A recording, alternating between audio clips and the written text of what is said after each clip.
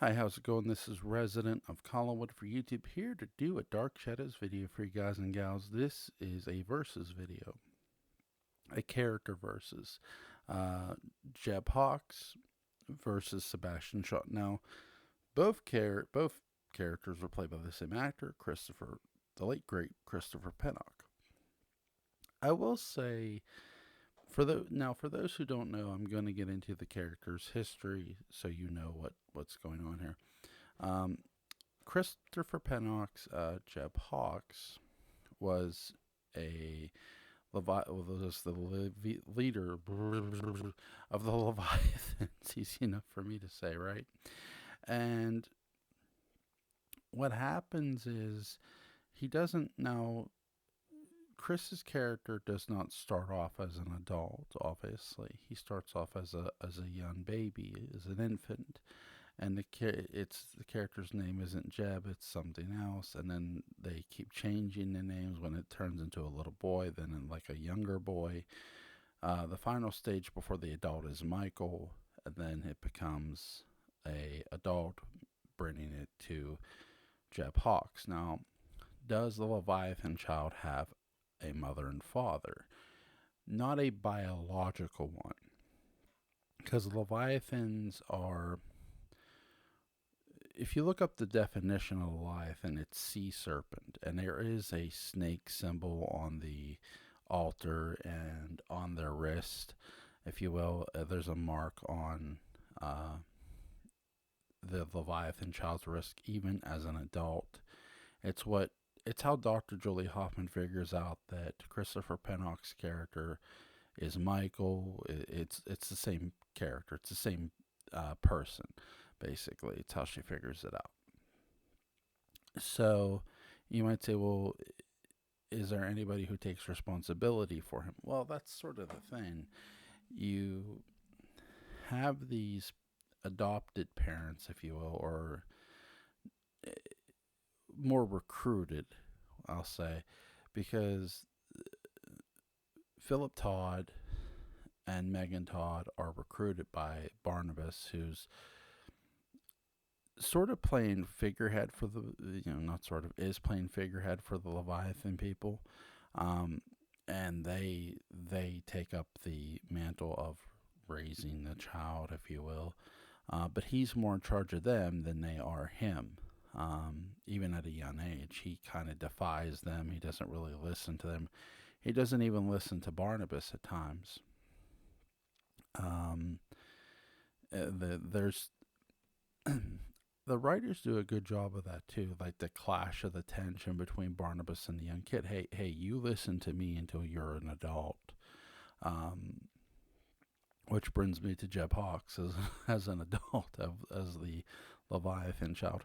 You never see specifically what shape the Leviathan take. It's not as if they show it's a serpent or anything like that. You do know that Christopher Pennock's character, Jeb Hawks, sorry, if I mispronounced anything, I'm getting old. Um, that if Jeb Hawks himself, what was I going to say? You never see the form he takes when he goes into the room that's in the antique shop that they make for him. Um, because Christopher Pennock's Jeb Hawks, they more show it from his standpoint, and all you hear this sort of sadistic, maniacal breathing. Instead of maniacal laughter, it's maniacal breathing, and he kills people who tends to go into the room, especially people who don't like him or disagree with the Leviathan way. Sorry.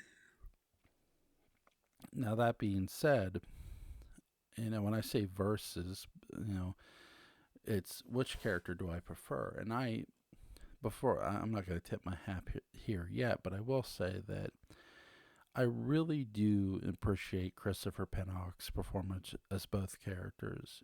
Jeb Hawks is absolutely evil. I think Chris does an amazing job from his killing people to, because he kills people without any real conscience of it. He's very much a cold-blooded serial killer almost, and it's kind of fitting because Christopher Pennock's going to play a version of Jekyll and Hyde in the same show, but in parallel time. And he's very sadistic, and something my wife pointed out too that I totally agree with, and that's Barnabas had this quality about him that made him charming, that made him, there was that flair of Barnabas's, as, and she was talking as a woman, that you appreciated. And I said, what about Christopher Pennock's Jeb Hawks? And she goes, that's the one with the blonde hair and the coat who poses as a photographer, but he's really this creature, right?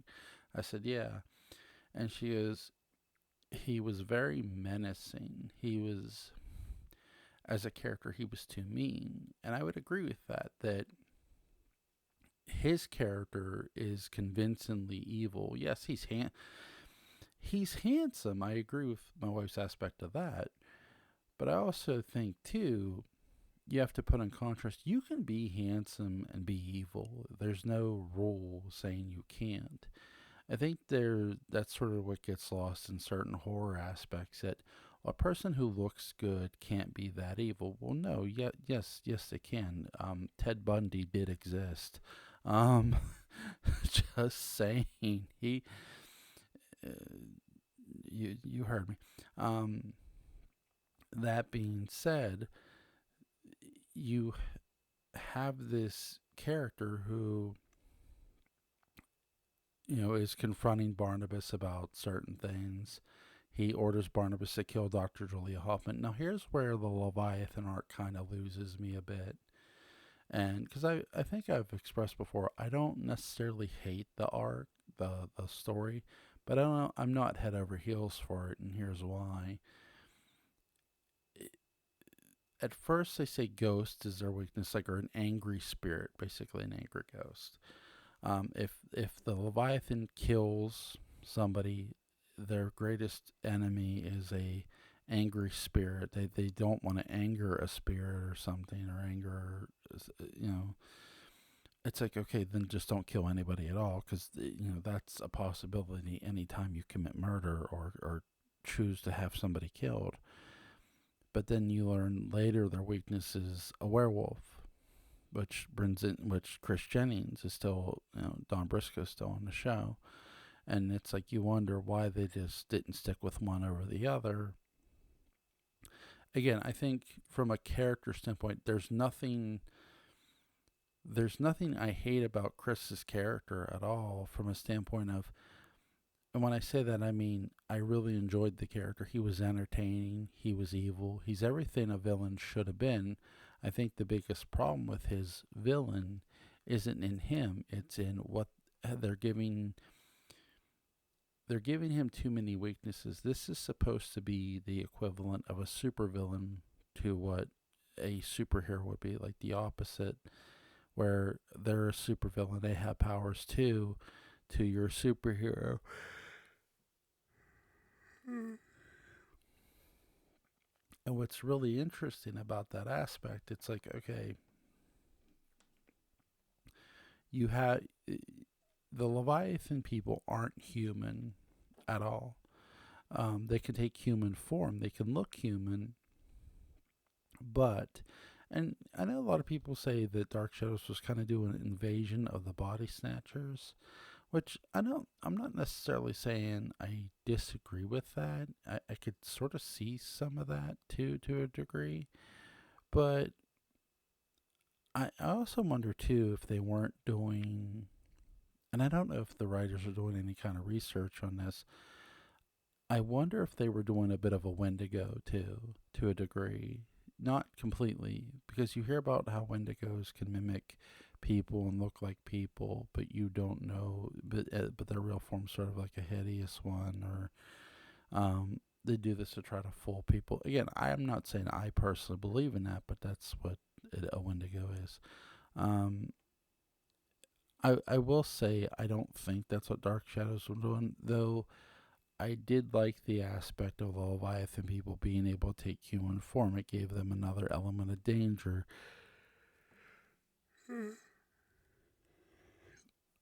Sorry. Because you never knew who was a Leviathan member until they revealed themselves, which I liked. It gave that surprise aspect. I just think where this story sort of falls apart is you're giving the supervillain too many weaknesses. One's one thing, two is another. Um, two is too many. Patofe didn't have many weaknesses, even though he could be killed by mortal means if you did it right. It's still that's enough to me to still fear him because he has all these powers. So you never know what he's really capable of until he does it, which is scary. I think where Jeb Hawks is sort of scary is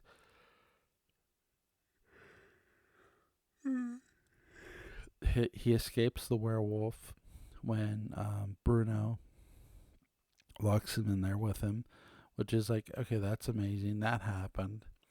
Um, he gets Barnabas bitten by the vampire bat. And here's where the character undergoes this change too.